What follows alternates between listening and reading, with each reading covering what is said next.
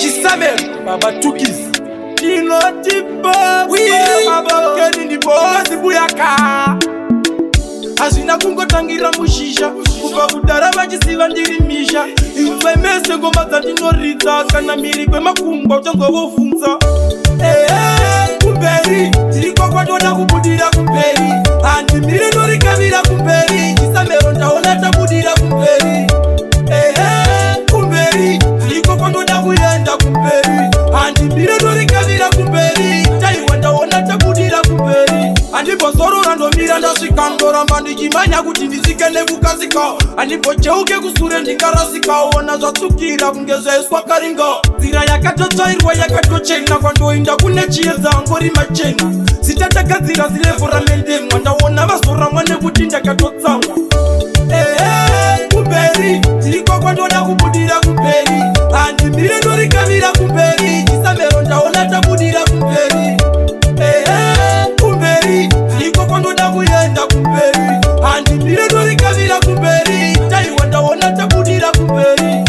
mberi ndori isa kunge tonteri notofera kumberi handidzoke kunge peri kwandakuyenda samere avateveri zvidobidobiwopo wandingoperi Beriyo, inoda kubudira kumberiyo ikweyo kumberiyo komandobika zinonaka pura muriyo Kumberi tiriko kwandoda kubudira kumberi handimire ndorikavira kumberi chisamero ndaona tabudira kumberi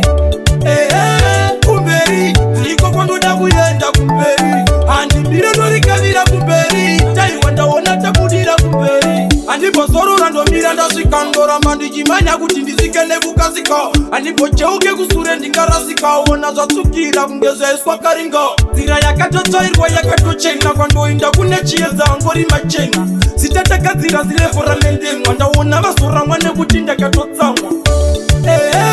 Kumberi tiriko kwandoda kubudira kumberi handimire ndorikavira kumberi chisamero ndaona tabudira kumberi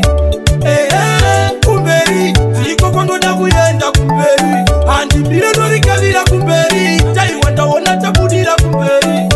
mberi ndori isa kunge tonteri notofera kumberi handidzoke kunge peri kwandakuyenda samere avateveri zvidobidobiwopo wandingoperi